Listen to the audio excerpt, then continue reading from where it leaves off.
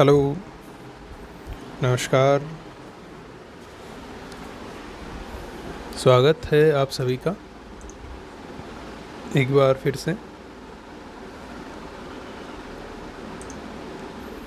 भूगोल की ऑनलाइन कक्षाओं में। उम्मीद है सब स्वस्थ होंगे और सुचारू रूप से पढ़ाई कर रहे होंगे। देखिए, अपन यहाँ बात करने वाले हैं आज भौगोलिक विचारधाराएं और विधि तंत्र के पेपर की, जिसमें भूगोल का जो शास्त्रीय काल है उस समय जो रोमन भूगोलवेताओं का भूगोल में योगदान रहा,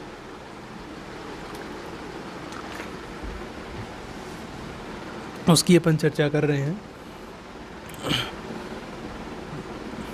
काफ़ी कुछ बातें अपन ने कल की थी और काफ़ी कुछ जो बातें बाकी रही है वो आज अपन करने वाले हैं।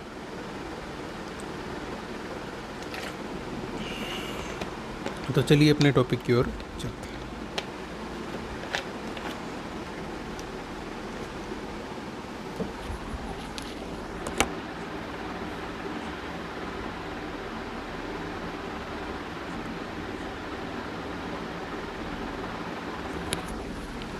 तो देखिए, अपन टोलमी के बारे में पढ़ रहे थे, रोमन भूगोलवेता, और इनकी जो रचनाएं हैं उनके बारे में अपन ने कल बात कर ली थी।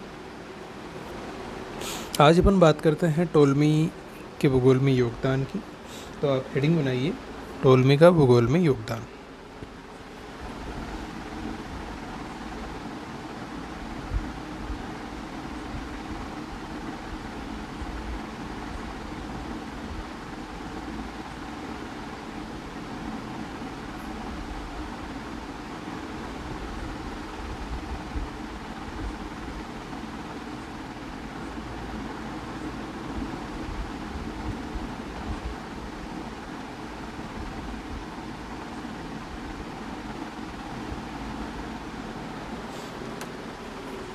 देखिए, टोलमी के भूगोल में योगदान की अपन बात करें तो टोलमी का जो झुकाव है वो प्रारंभ से ही एक तो भौगोलिक खोजों की ओर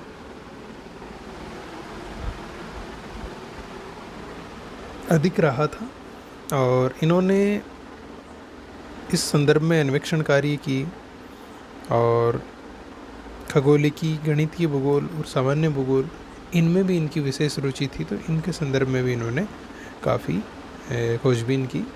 तो इनका जो भूगोल में योगदान है उसको अपन कुछ बिंदुओं में बांटते हुए पढ़ेंगे। जैसे खगोलिकी में क्या योगदान रहा, पृथ्वी की आकृति के संदर्भ में क्या योगदान रहा, मानचित्र कला में क्या योगदान रहा, इस प्रकार से। तो आप इस हेडिंग में एक दो लाइन लिख लीजिए, फिर आगे अपन पॉइंट वाइज चर्चा करेंगे। देखिए, टोलमी का झुकाव प्रारंभ से ही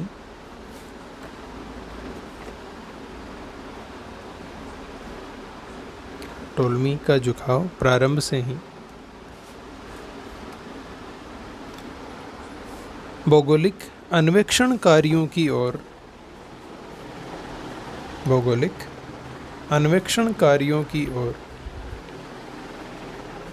अधिक था,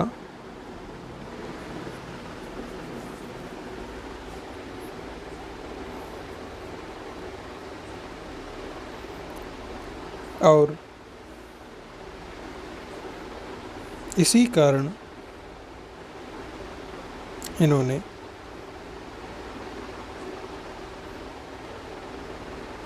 सामान्य भूगोल, गणितीय भूगोल और खगोलिकी में अपना विशेष योगदान दिया।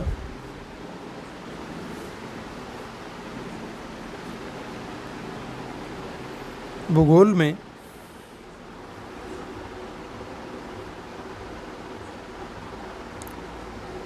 टोलमी के योगदान को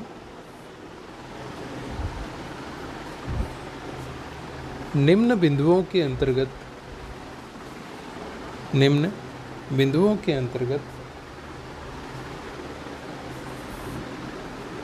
समझा जा सकता है, समझा जा सकता है।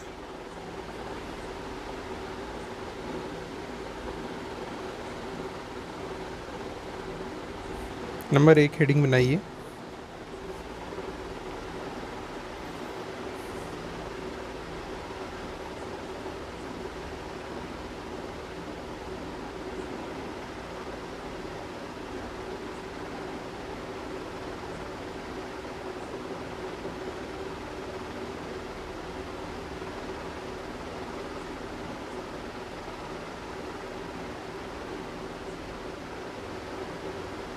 खगोलिकी पर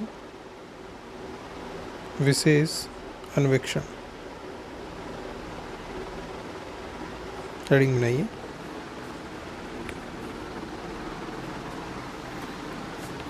देखिए, जब टोलमी अलेक्जेंड्रिया की वेधशाला में थे तो यहाँ पर रहते हुए इन्होंने खगोलिकी की विस्तृत जानकारियाँ हैं वो ग्रहण की, और अनेक प्रकार की यंत्रों का उपयोग करते हुए इन्होंने अन्वेषण कार्य भी किए।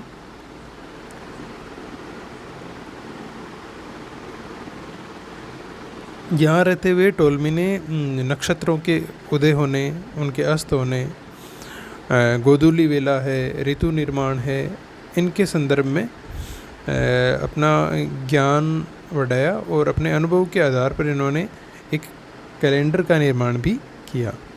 और टोलमी का मानना था कि पृथ्वी ब्रह्मांड के मध्य में स्थित है और जो बाकी के आकाशीय पिंड है वो पृथ्वी के चारों ओर चक्कर लगाते हैं, और इस कारण से क्या है, पृथ्वी केंद्र में स्थित है। ये किसका मानना था? टोलमी का। आगे क्या हुआ कि टोलमी ने ब्रह्मांड में लगभग 1022 नक्षत्र बताए, और इनका विचार था कि ब्रह्मांड में एक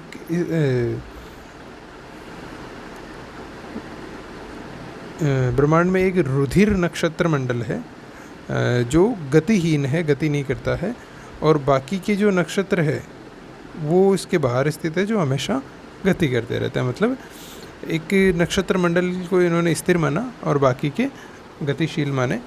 तो जो स्थिर है वो तो गति नहीं कर रहा है, लेकिन जो बाहर स्थित है, जो उसके स्थिरता वाले में नहीं सम्मिलित नहीं होते हैं, वो सारे गति करने वाले हैं। और इसके अलावा टोलमी का विचार था कि यूरोप में ये जो टोलमी के विचार थे, ये सारे जो अपन ने भी बात की है, ये यूरोप में 15वीं शताब्दी तक माने गए थे।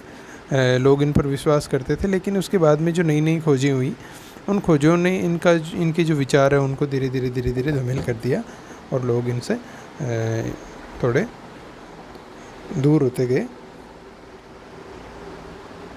आप अब लिख लीजिए इस बात को, लिखिए।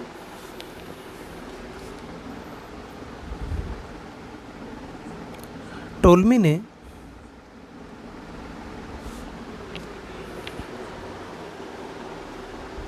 अलेक्जेंड्रिया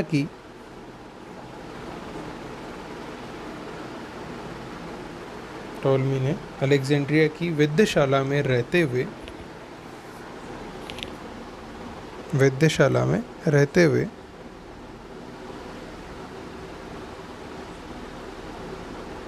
खगोलिकी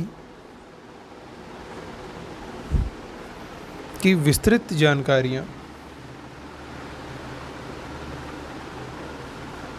एकत्र की तथा इन्होंने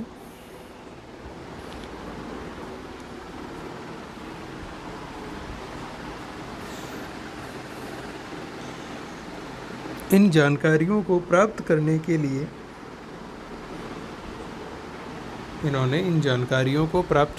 लिए अनेक प्रकार के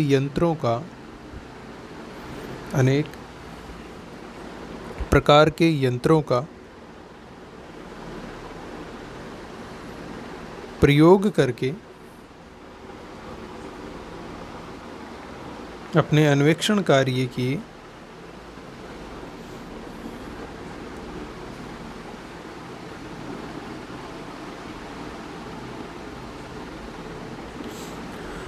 इसके अलावा टोल्मी ने विभिन्न नक्षत्रों के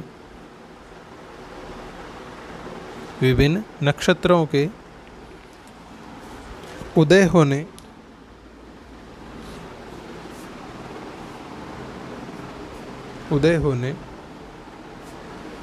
अस्त होने, गोधूली वेला, सूर्यास्त का जो समय होता है, गोधूली वेला, ऋतु निर्माण आदि सभी की जानकारी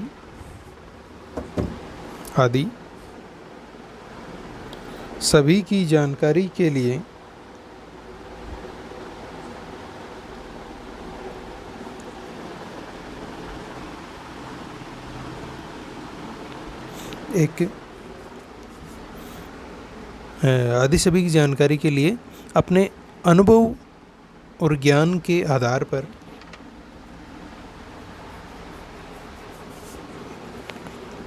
एक कैलेंडर का निर्माण किया।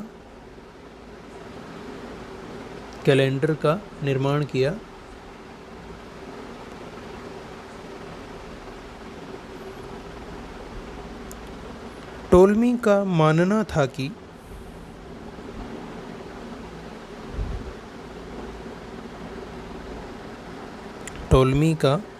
था कि पृथ्वी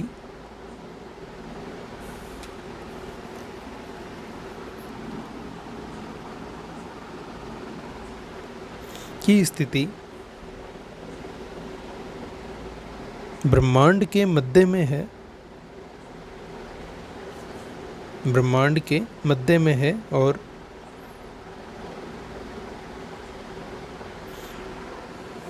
अन्य सभी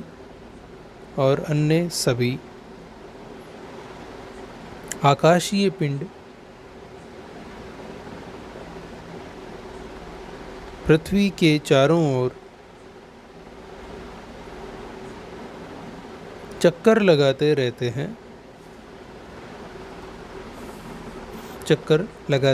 हैं और पृथ्वी अपने केंद्र में स्थिर अवस्था में है।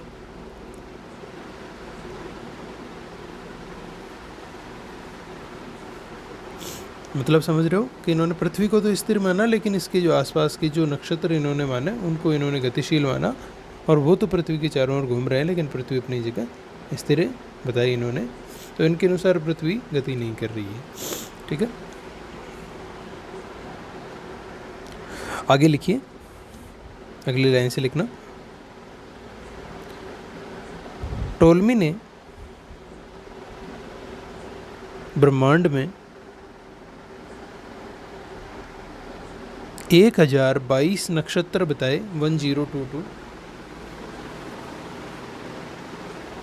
1022 नक्षत्र बताए,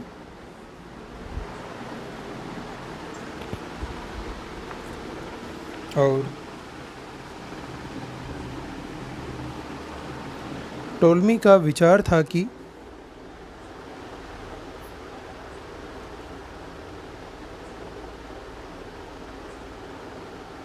ब्रह्मांड में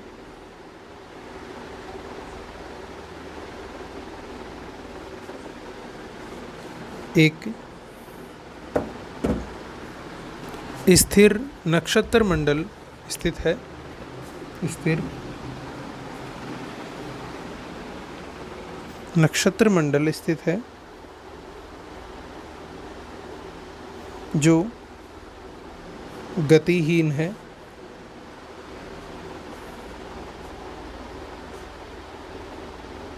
तथा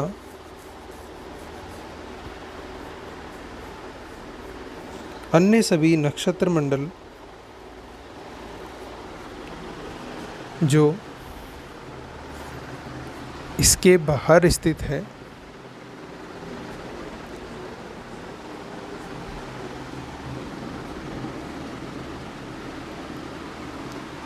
वे सभी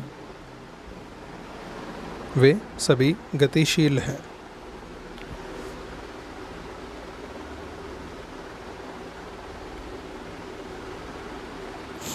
टोल्मी के ये सभी विचार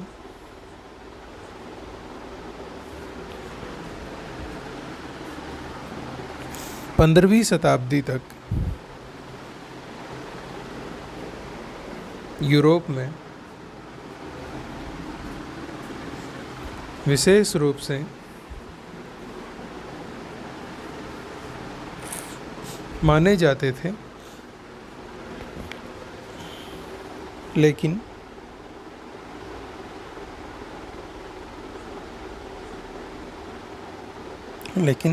इसके बाद अन्य विद्वानों के द्वारा किए गए शोध और अन्वेषण कार्यों ने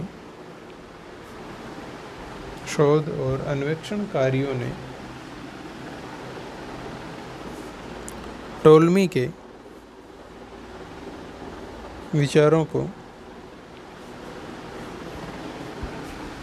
अशुद्ध और अविश्वसनीय बना दिया।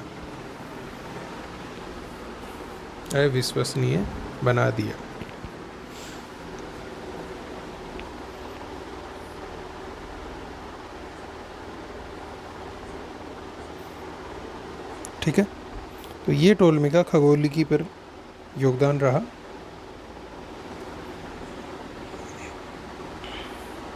नेक्स्ट, अब दूसरा पॉइंट बनाइए, पृथ्वी की आकृति पर।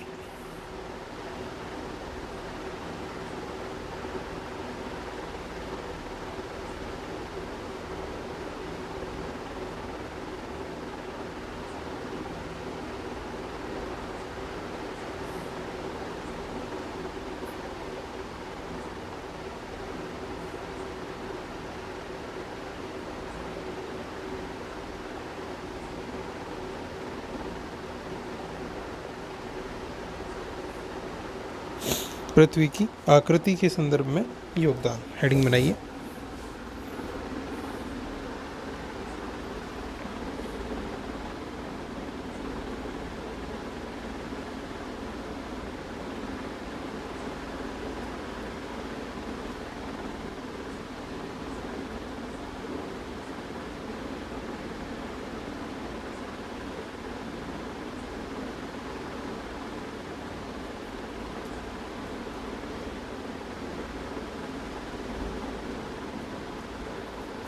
देखिए, पृथ्वी की आकृति के संदर्भ में अपन पहले अभी बात कर चुके हैं कि इनका मानना था कि पृथ्वी गोलाकार है।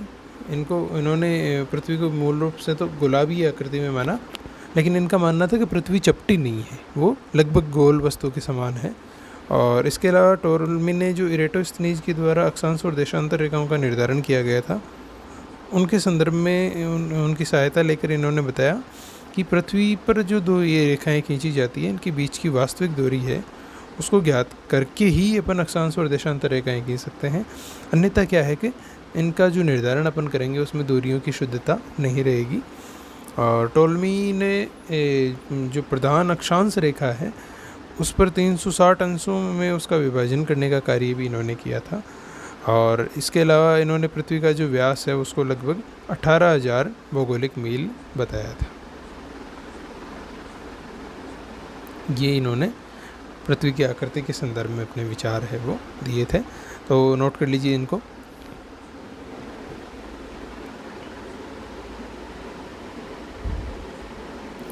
देखिए, इनका टोल्मी का मानना था कि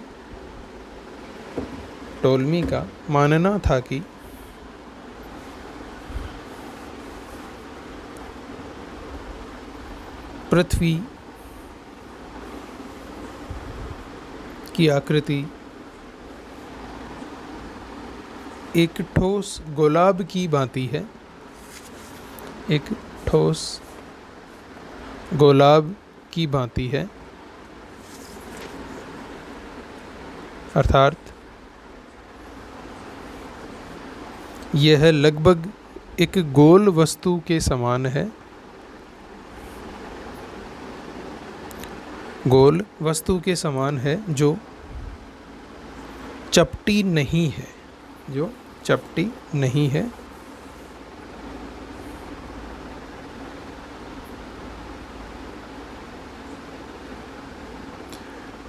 टोल्मी ने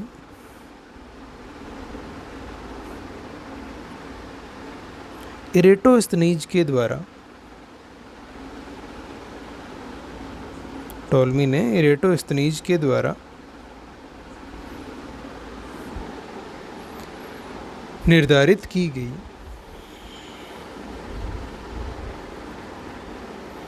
अक्षांश और देशांतर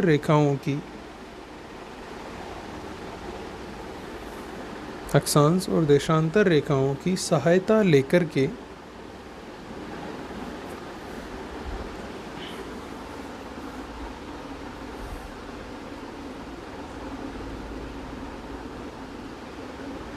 पृथ्वी पर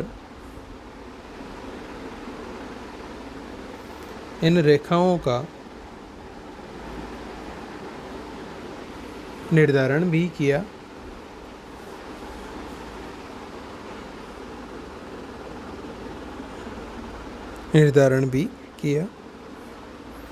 और इन्होंने बताया कि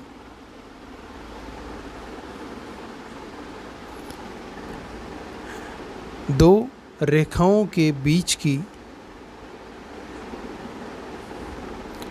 वास्तविक दूरी को पहले ज्ञात करके ही अक्षांश तथा देशांतर रेखाएं खींची जा सकती है।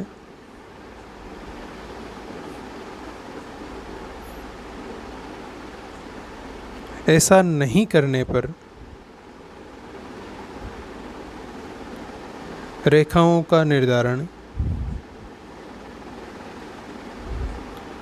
शुद्धता के साथ नहीं हो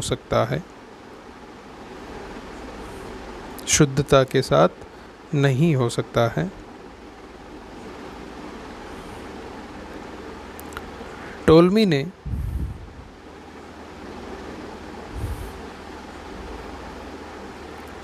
पृथ्वी का व्यास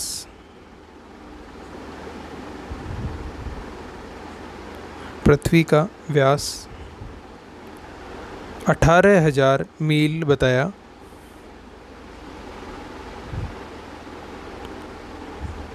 और इन्होंने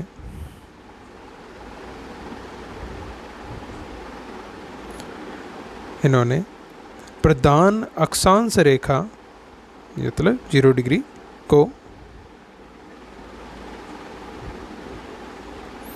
360 डिग्री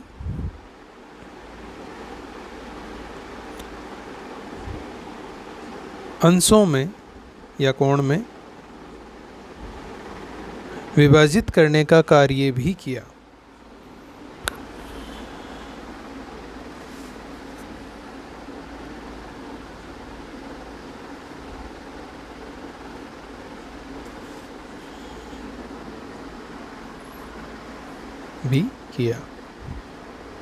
ठीक है। नेक्स्ट हेडिंग डालिए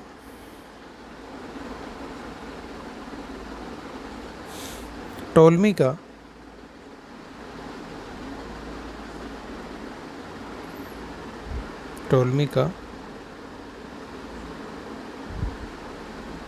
गणितीय भूगोल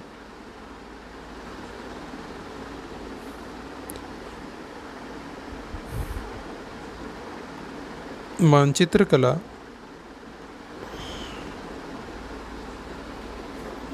तथा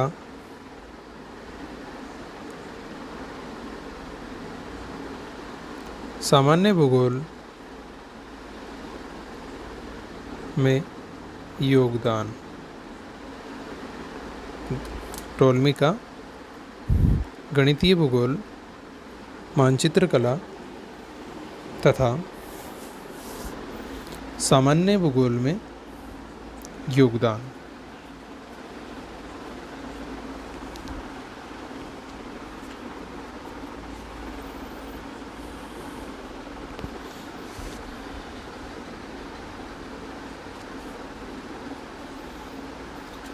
अब देखिए, इनमें टोलमी का जो योगदान है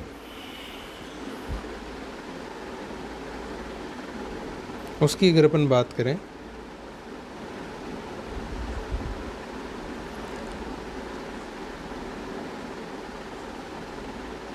तो वो काफ़ी